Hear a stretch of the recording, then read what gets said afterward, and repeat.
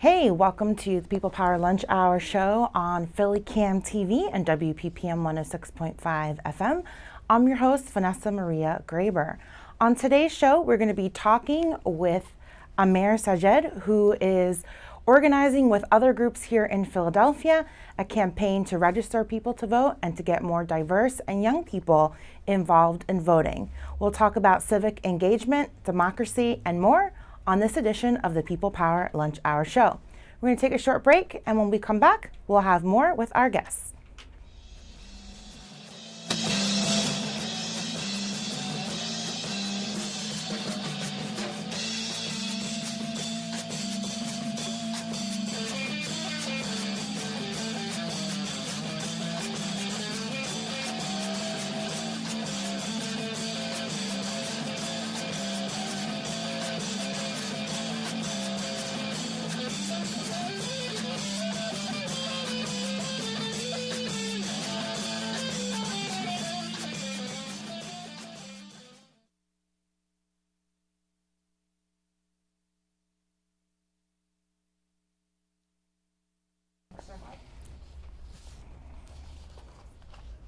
Welcome back to the People Power Lunch Hour show. I'm your host, Vanessa Maria Graber. And on today's show, we're going to be speaking with an organizer from a campaign here in Philadelphia to organize more people to participate in our democracy, to get them registered to vote, and get them active for the next elections. I'm joined in the studio by Amer Sajed, who is an organizer here in Philly with the Let People Vote campaign. And he is involved in an event happening this weekend, March 18th. To kick off the campaign and to work in a coalition with many other groups to get more people part of the political process. Welcome to the show. Thank you. Nice to be here. So tell us a little bit about your campaign and the event on Saturday, which Sunday. Sunday, Yeah. which is meant to get more people involved in the political process. Right. So, Vanessa, just as background, I call myself a zero-generation Muslim immigrant. So, and I'm hugely bullish about this country, right? And the best thing about this country is democracy. And so I'm really passionate about this, and so are so many other people that I've been working with over the last several months. And what we've said is, what we've come back with is, there is a need in Pennsylvania for making voting a little bit easier for people. And this is, most people who go to vote and go to the polls really have no concerns or issues, right? But there are certain people, certain segments of the population that are underrepresented in our democracy. College students, for example, the elderly, the disabled, convicted criminals who have done their time and they're back on. So what we're working with is we're working with a number of organizations. I think there are 12 organizations that are going to be there on Sunday. And effectively, all we're doing is we're matching the organizations who have voter education, voter registration campaigns going on with 100+ volunteers who want to do something. And so the idea for this came about is, let's get excited about this. We've got big elections coming in 2018. We want to get people excited about voting. We've got some terrific speakers coming.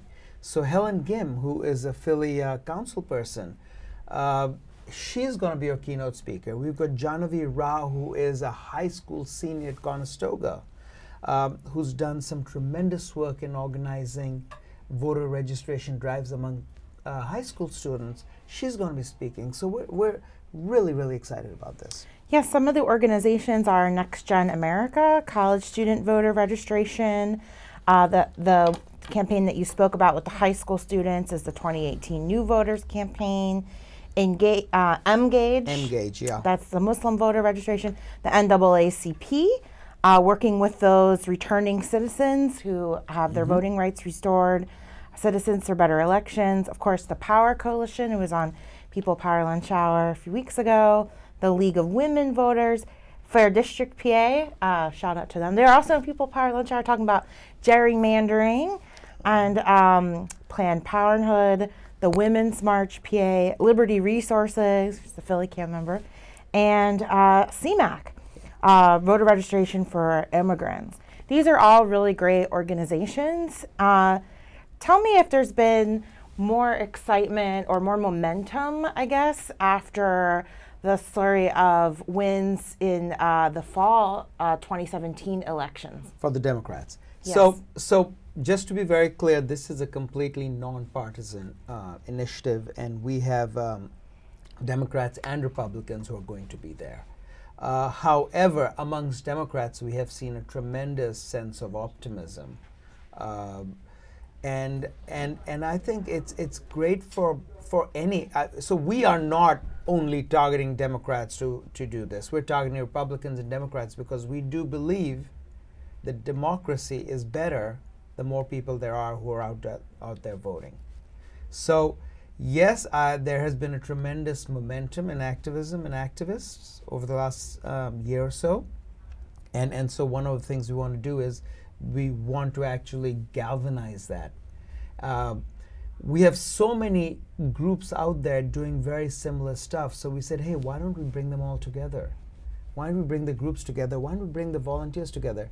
I just checked, as of last count, we have, like you said, 12 organizations that will be there. We have 84 activist volunteers who have signed up to be there. We hope after this we will pass the 100 mark.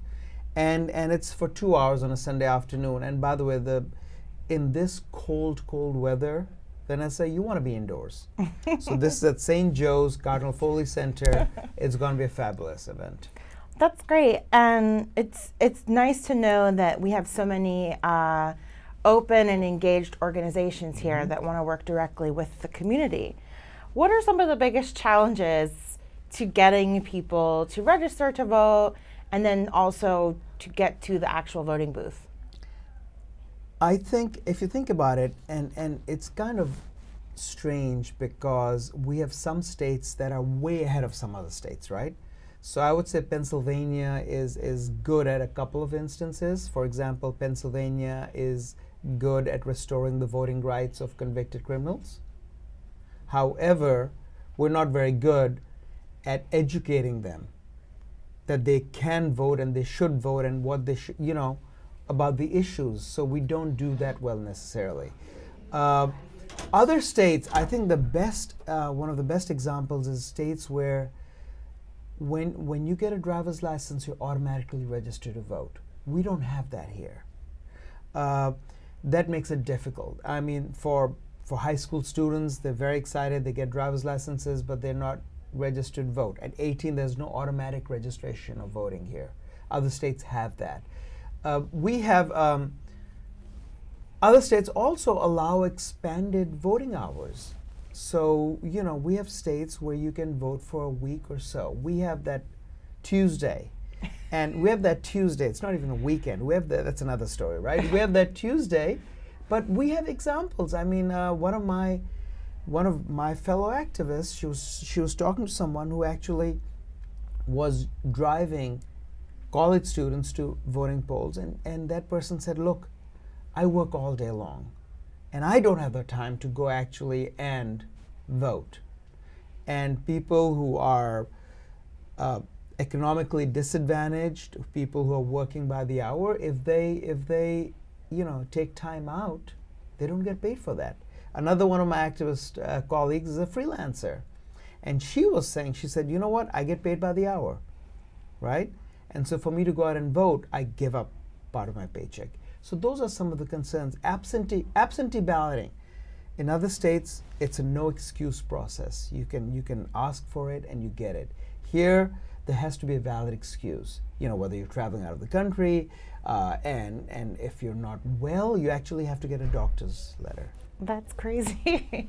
We want to make it easy for people to vote. Yeah, absolutely. I mean, in other countries, they vote on the weekends, or it's a holiday. In Puerto Rico, there's like a lot of festivities around voting. They're called the fiestas patronales. And it's like a celebration of, the ability to vote and have an election. I wish there could do more of that here. I think there's one country, I think it's Australia, Vanessa, where it's actually a crime not to vote. So, I don't know if you want to go that far, but the reality is there are countries where you have 60, 70, 80% participation rates. And you know what ours are. They're really, really low. So we actually, the majority of our citizens actually do not even participate in the democratic process. Well, as we speak, there's an election in Pennsylvania for a seat on the House of Representatives, which is extremely close, and it's literally going down to the hairs. They're counting all the absentee ballots and the provisional ballots, and last I checked, there was a difference of about 600 votes. So it just shows that every vote does count, and that, if more people voted, that election could look dramatically different. Completely. There are instances in the recent past, actually, where the result has been decided by coin toss. Right, in Virginia. Yeah. That was in Virginia. So you look at this and say, come on, and I'm sure there are people out there saying, damn, if I just gone in and voted, that would have made the difference. So yes, it does make a difference. But this campaign is kind of a bigger campaign of getting people civically engaged. Of course, all of these people now organizing to get people to vote, that's also part of your civic participation in democracy. So this has been organized by People Power, which is the ACLU's platform for grassroots action. And they believe by mobilizing in defense of our civil liberties, volunteers will build and strengthen local communities that affirm our American values of respect, equality, and solidarity. And so, ACLU is known for their legal work and their policy making. This is, I guess, their attempt or their strategy to work directly with people, with volunteers, and to build people power. So ACLU, as you said, they're almost a 100-year-old organization, and they are renowned for their civil liberties work. The First Amendment and all, and the Constitution. They started doing this. This is their second campaign. These are national campaigns. And the intent is to create a forum for grassroots organizations to take shape. And typically these campaigns start with a national, video cast of some kind. And I've hosted 2 of them now at my house. And so it's kind of a strange feeling inviting like 50 strangers to come into my living room and watch the videocast. And given that I'm not very technically savvy, I had to make sure my teenager was home to make sure the videocast worked. But the point is, this is awesome because it just creates that level of activism that we all need to sort of participate in a democratic process. Yeah, I think a lot of people have maybe lamented the level of apathy that led up to the 2016 election. And so what we've observed in this show is there's been a shift, at least here locally, where a lot of grassroots organizations are thinking about how they can do more to engage people directly. And there seems to be a shift also towards more face-to-face communication, whereas a lot of things before with things, organizations like Move On, were like these like virtual communities. Yes, and one of the challenges we all face as citizens now is there are so many grassroots organizations out there. And the great part is it's extremely engaging, and one feels so good being part of this thing. The challenge, obviously, is my weekends get taken away and my evenings get taken away. So we need, I believe, and we need to connect the grassroots organization a little bit better. How do we get them together? How do we know what's happening so that we can manage calendars appropriately? And that is beginning to happen. And I think what's also, the effort we have here is if all of these organizations, the 12 that you listed, are going to go out there and solicit volunteers to be active on their behalf, each person may end up getting 6, 7, 8, 10 emails, right? What we're trying to do is create a little bit of a marketplace, right? Volunteers will get to choose what which of these activities they want to be participating in, and by the way, while the event is free for anyone, it's not free in a sense that what we would like is people to pledge at the end of the event.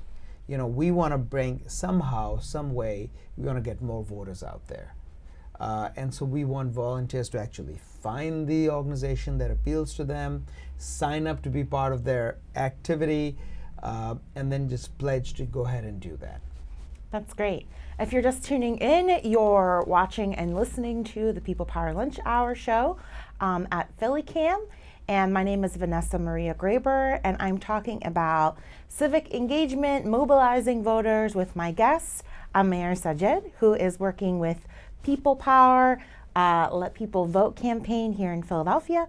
And they have an event this Sunday, March 18th, which is designed to create a volunteer fair of sorts to connect people to grassroots organizations who are going to be mobilizing voters and engaging in voter registration campaigns. So I want to talk about third parties too, because I think that's another issue where people can have significantly more power if more people shifted or voted for third parties. And they tend to be typically people who maybe don't want to vote for either party. Mm-hmm. So that's kind of a point I want to make too, is, to all the people out there who are like, well, I don't want to vote because, neither party is reflective of my beliefs, mm-hmm. so I don't want to engage in this process. It's actually an interesting challenge, right? You want people to go out and vote, regardless of who they vote for, because they want to be part of the process. We do not have credible third parties that can win elections here. So what that effectively ends up doing is it effectively ends up taking votes from one or the other party, or both, right? In other countries, we see significant number of parties, all with significant following. So we end up having coalitions, and we end up having no one getting the majority of votes, right? So that's actually an interesting approach, as well, as you then try to figure out how do we hobble a government together based on that. Mm-hmm. It would be, I don't fathom seeing in the next several elections, at least at the national levels, a third party garnering enough electoral colleges to make a difference, right? But at the local elections, which is what I am most focused on, at the local elections, we really need to vote for the candidate. I think one of the things, and I'll give you my example. So I've been a citizen for, I guess, 20 plus years now. I've been in this country over 40 years, and I have, until this last year or so, I have only just voted in national elections, and I've only just voted for my party. In the last year, I've gotten more involved, and so I have now started voting in primaries. I've started voting in the mid-year elections, and one of the reasons I can do this is I've taken some time to understand and learn about the candidates. So I think people say generally, oh, I'm not going to vote in the midterms or any of the election because I don't know the people. Well, go to a couple of meetings.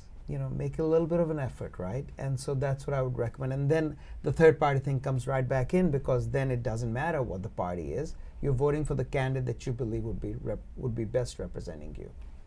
Right. So, again, this is a process, right? There's several steps. Yeah. Getting registered to vote, and then before going to the voting booth, doing some research. The Committee of 70 has a really great website here in Philadelphia, and they have a great resource for all the candidates, what the different roles in government are, really explains to people. It's kind of a one-stop shop, and it has links to the candidate sites. I found, and they're also a nonprofit, nonpartisan mm-hmm. group, but there's many more sites out there where there's plenty of information about the candidates. But still, we have people who vote. What were some of the reasons why, if you don't mind sharing, you you weren't as engaged as you are now? I wasn't at all engaged. Let's be clear. Okay. No. So I have a partisan reason. I opposed the rhetoric in the elections I didn't like how the elections turned out. So again, that's my personal partisan feelings, right? And I decided, and again, if you look at my background, I mentioned earlier, zero generation Muslim immigrant, right? So I want an environment which is more conducive to minorities, more conducive to Muslims, more conducive to immigrants, and more conducive to people who don't fit the mold. So that's what got me motivated. Right, because we have such diversity here in the United States, but it's not necessarily reflective in government, and that can change too. One of the other things I see happening in tandem with this is also even some of these same groups, working to get more people to run for office as well. So that's another step in your civic engagement. I'm telling you, I live in Chester County, and we've had last year's elections were fabulous in terms of the number of first-time candidates that ran, the number of women that ran, and the number of first-time candidates / women that won. So we are seeing this tremendously. We in our PA6 district where I live, we've got a person who's never run for election before, Chrissy Houlihan. She's running for Congress. She's a fabulous candidate. She's a veteran. She's a business leader. She's a mother. She's an educator, and fits the bill. So yes, we are getting all these people out there saying, "Hey, I can do this." So we run the Ralph Nader radio show on WPPM, and yesterday I was listening to a show while working, and he said that the biggest problem we have in this country, this democratic society, is participation. And he said if you want to live in a society that values democracy and justice, it requires participation. Yeah. Do you agree with that? I'm an example of that. Absolutely agree with that. Look, the reality is life gets in the way. Right? We all want to do everything. I want to go to all these meetings. I want to go to all of these groups that come together, but life does get in the way, right? People have families, jobs, the whole bit, right? So, but I think what we need to think about participation, I completely agree with the comment about participation, is that it's not a nice to have. It's just part of one other thing we have to do. Right. And votes matter, as we're finding out. Yeah, and it directly affects all of us. Yes. Every decision. I think that there is this perception that my life is the same. I'm still working my job. I still own my house. There's no big effect to me personally. But I do think a lot of people saw, like, after the tax reform, like, their checks look differently. Yes. Right? So that's like the first thing, right? Like, it hits you in the wallet. Yeah. But it also hits you in the air that you breathe, right? The clean water, the schools that your children attend, the number of potholes that are in the road. There's so many public infrastructure things that affect all of us that it's hard to wrap my mind around why people don't think that it affects them, especially people who are not part of the 1%. Yeah. Right? Because, the people we elect, make all of these laws, policies, and regulations that do affect us.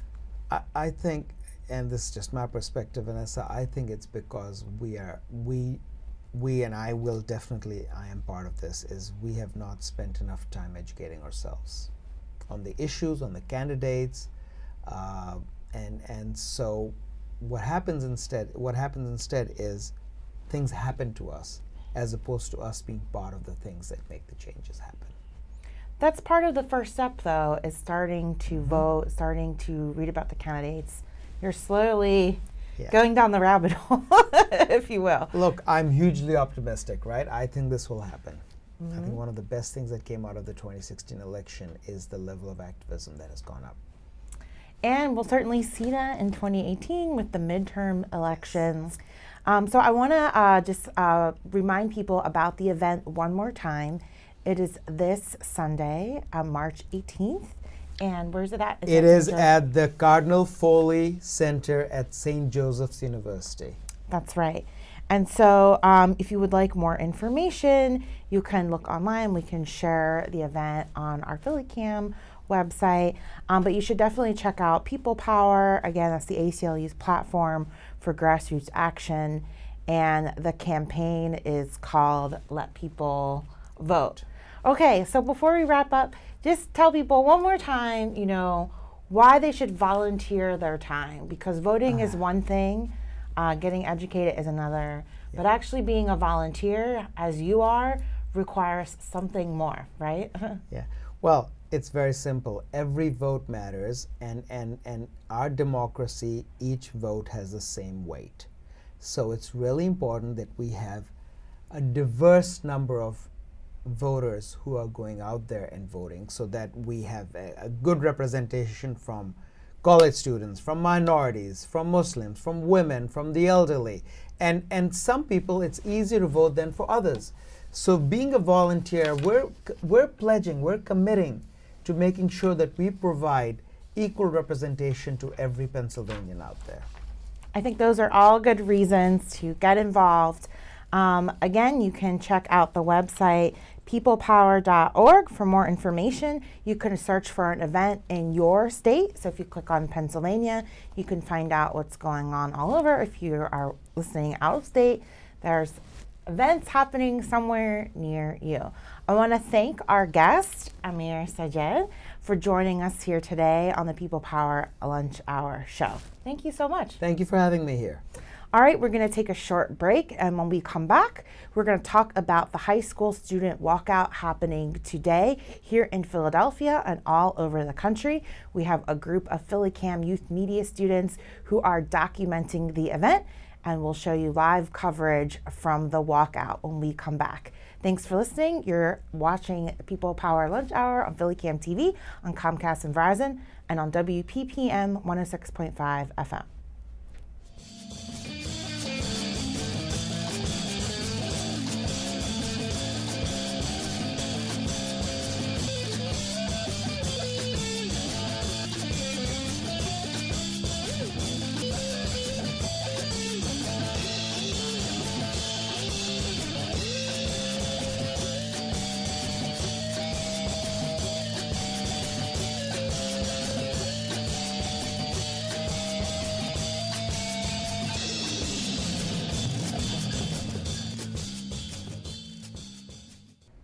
Welcome back to the People Power Lunch Hour show. I'm your host, Vanessa Maria Graber, and we're broadcasting live from PhillyCAM Studios in Center City on our TV channels on Comcast and Verizon, and also on WPPM 106.5 FM.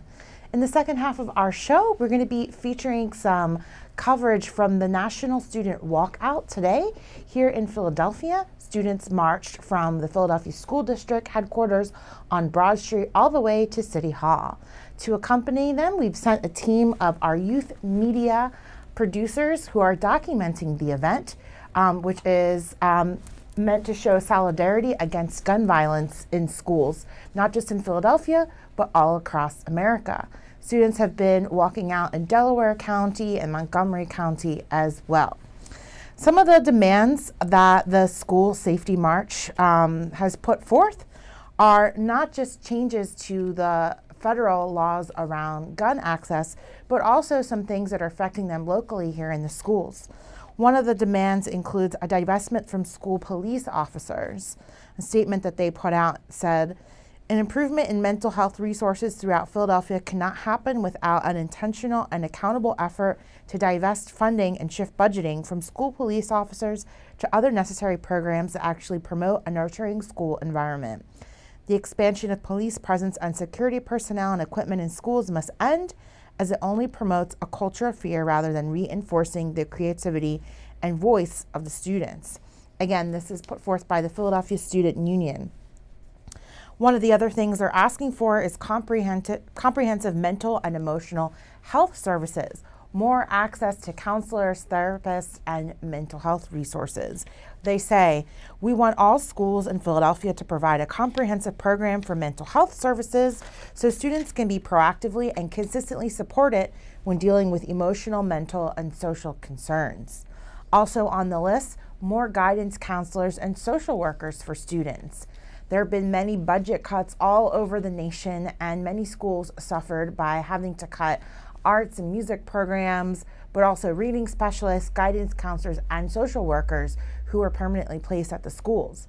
They say, in order to address the violence affecting our schools, there needs to be a prioritization around hiring more guidance counselors and social workers who have the training and background specifically to support the emotional and mental state of students and to encourage the development of youth.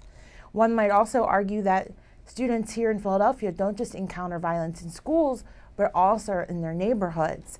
And so having more access to mental health and guidance counselors would help them deal with some of the traumas that they might have encountered.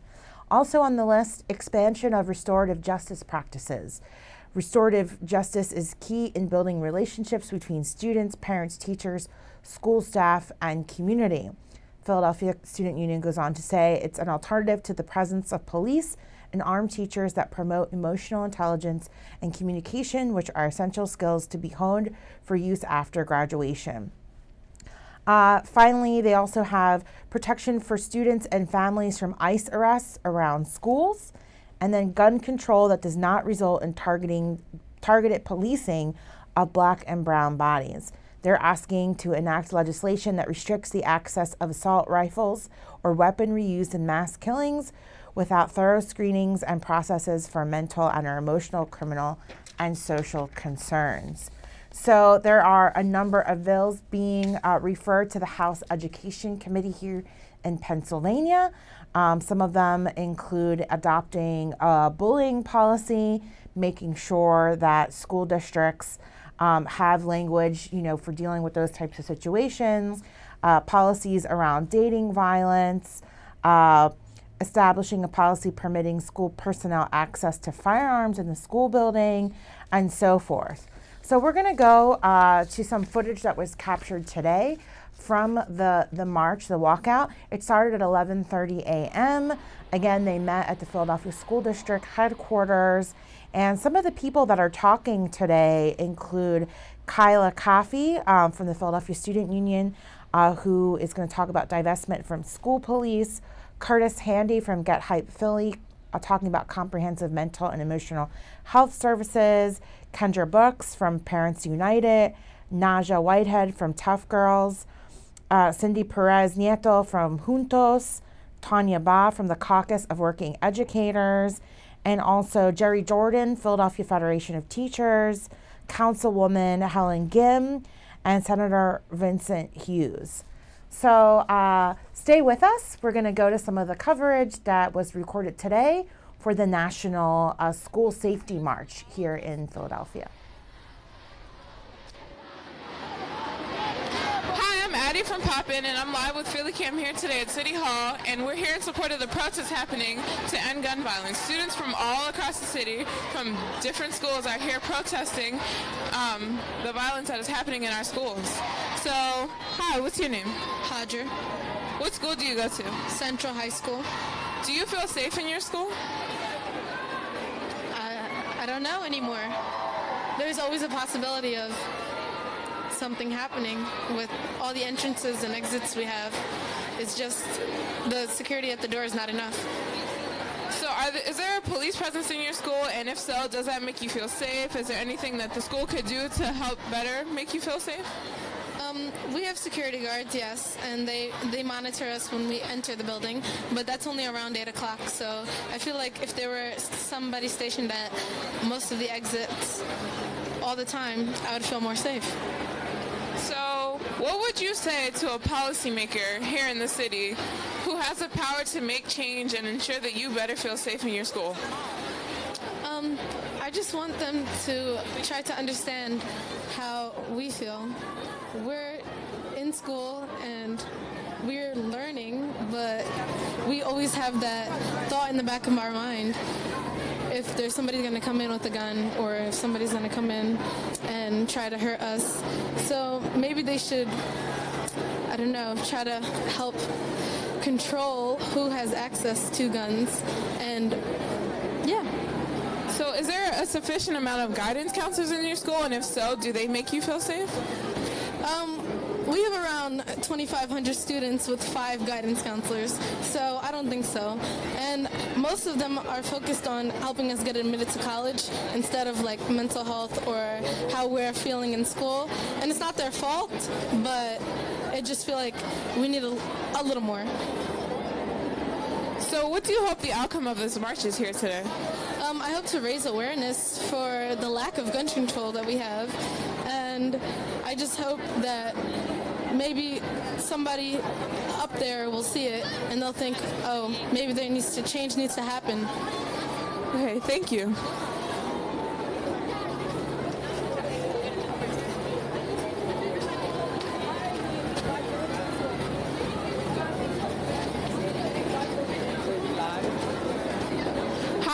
From Poppin, and I'm live here today with PhillyCAM at City Hall in support of the protests happening to end gun violence in our schools. So can you tell us your name and what school you go to?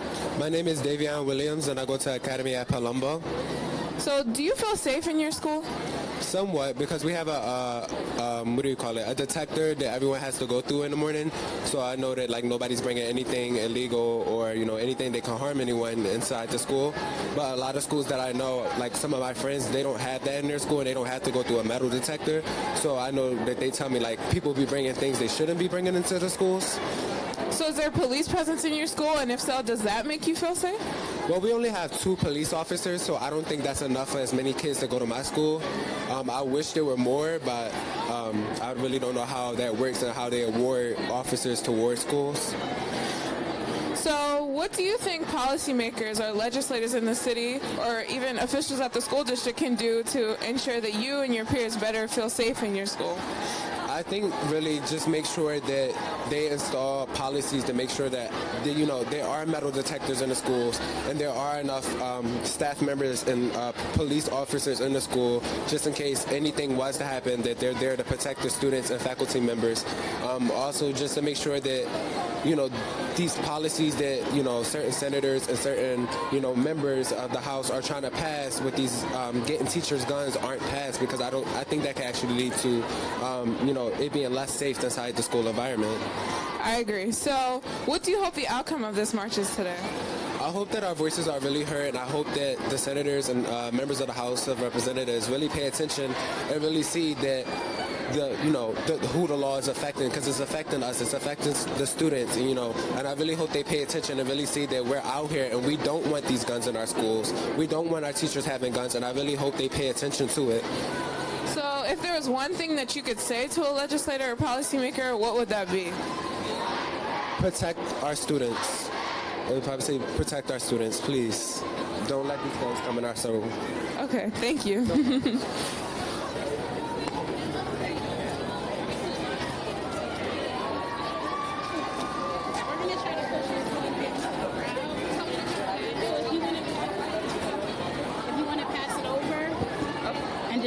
Or you want to walk with us, because we're going to try to push into the crowd and see what we can get. Okay? Are you interviewing or is someone else?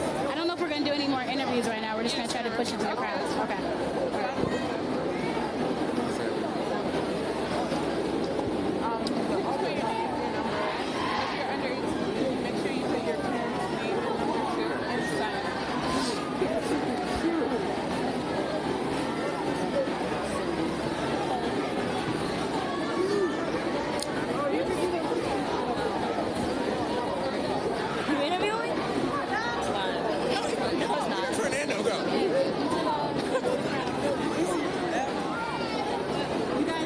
Okay. So right now we're trying to just find speakers for the event. So we're just trying to push in crowd.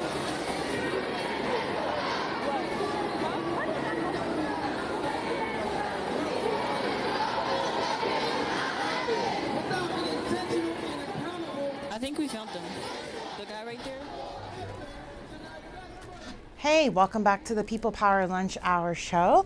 I'm your host, Vanessa Maria Graber. You just heard some interviews that were captured at City Hall today during the school safety march, which was a part of the National Student Walkout. And those were our PhillyCAM Youth Media producers who were on the scene documenting the event and doing live interviews with other students who participated in the walkout.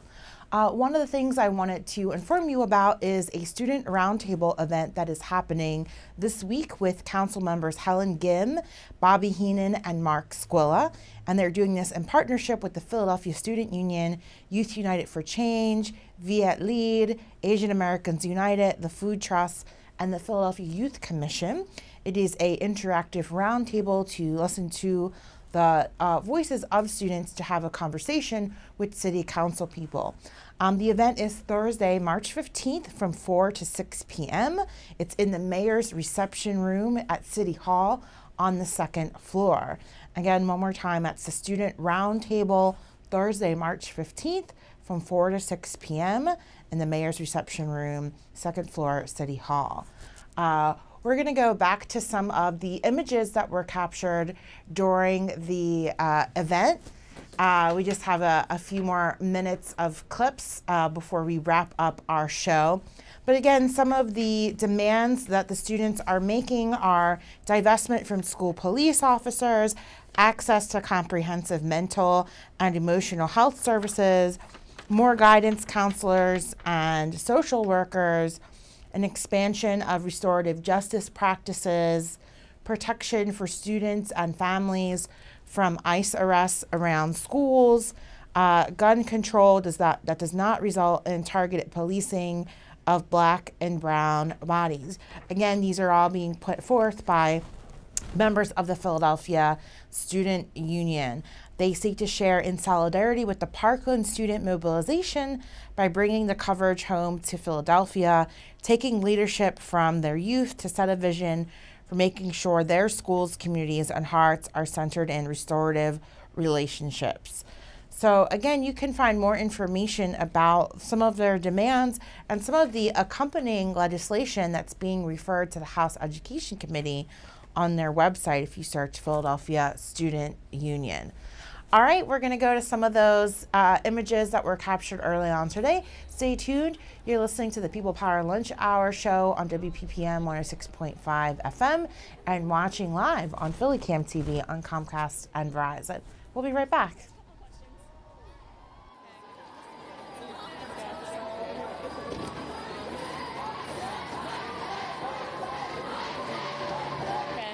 So hi, my name's Cindy. I'm here with PhillyCAM, and today we're at the protest for gun control. So first question is, why are you here?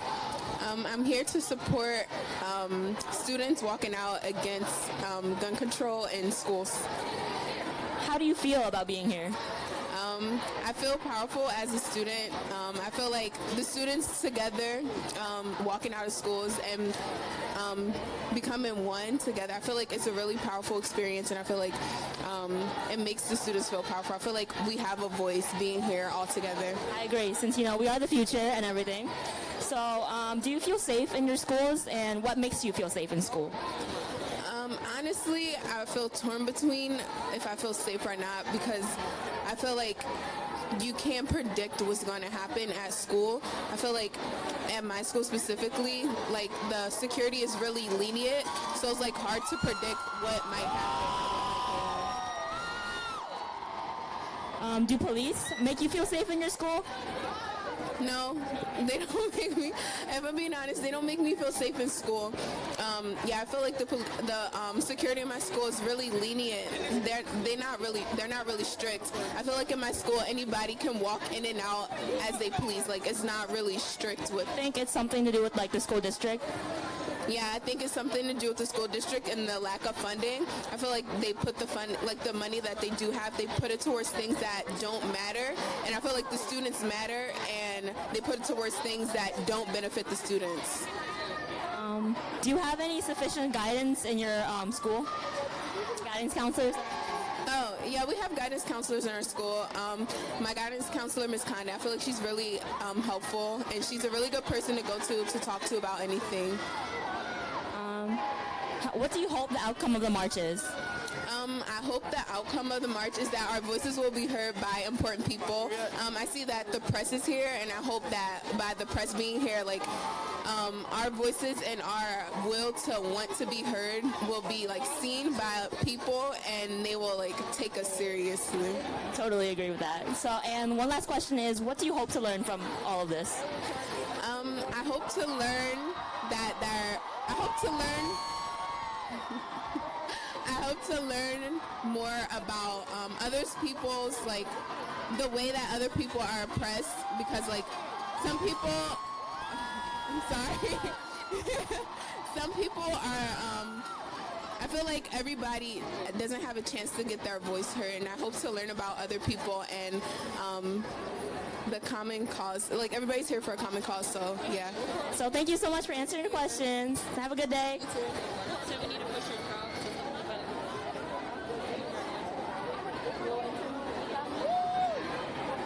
So right now we're going to go into the crowd and to, get more inside look on everything else.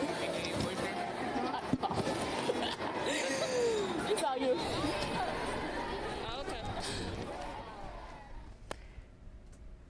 Hey, welcome back to the People Power Lunch Hour show here on PhillyCAM. You were just watching and listening to voices from the National Student Walkout. Today in Philadelphia, students took part in a walkout that began with a gathering on Broad Street in front of the school district headquarters and ended with a march to City Hall, where there is now a rally that's happening. Our youth media producers were on the scene documenting the event and interviewing students who participated. And so for the rest of the afternoon, they will be listening to a rally with a number of speakers from folks like Kyla Coffey from the Philadelphia Student Union, Curtis Handy from Get Hype Philly, Kendra Books from Parents United, Naja Whitehead from the Tough Girls, Cindy Perez Nieto from Juntos, Tonya Ba from the Caucus of Working Educators. A little bit later, they're going to hear from Jerry Jordan, the Philadelphia Federation of Teachers, Councilwoman Helen Gim, and Senator Vincent Hughes. Again, this walkout is in solidarity with some of the students from the high school which encountered a mass shooting exactly a month ago. And this is a statement put out that was by the Philadelphia Student Union. On February 14th, the school shooting at Stoneman Douglas High School forever changed the Parkland, Florida community after a gunman claimed the lives of 14 students and 3 faculty members. This unfortunate and pervasive symptom of national neglect for school safety reform has galvanized the nation, igniting students across the country to step into activism that challenges calls for armed police and teachers and promotes solutions that actually improve the environment in schools. So students at Stoneman Douglas and other youth groups who had previously committed themselves to organizing for safer schools have called for gun control and implementing programs like restorative justice and other mental and emotional health programs. Yet lawmakers across the country are still choosing to disregard student voices and pass reactive legislation to strengthen police presence and curb opportunities to end gun violence. At the Philadelphia Student Union, our members have recognized that this is yet another example why young people and their allies need to shift the conversation around school safety. And so that is why they seek to share in solidarity with the Parkland student mobilization by bringing the conversation home to Philadelphia, taking leadership from our youth to set a vision for making sure our schools, communities, and hearts are centered in restorative relationships. Some of the things that they're asking for: divestment from school police officers, comprehensive mental and emotional health services, more guidance counselors and social workers, expansion of restorative justice practices, protection for students and families from ICE arrests around schools, and gun control that does not result in targeted policing of Black and Brown continues. If you were not able to make it to the rally and walkout, you're invited to participate in a student roundtable with council members Helen Gim, Bobby Heenan, and Mark Squiller. And that is happening Thursday, March 15th from 4 to 6 p.m. at the Mayor's Reception Room on the second floor of City Hall. Well, that's going to do it for this edition of the People Power Lunch Hour show. I want to thank our guest, Amer Sajed, who is with the Let People Vote campaign. And I want to give a special shout out to Ariel Taylor, our youth media coordinator, and all of our amazing youth producer correspondents that were on the scene today. You can check out this episode of the People Power Lunch Hour on our website, phillycam.org, and also on our YouTube channel. Thanks for watching and listening.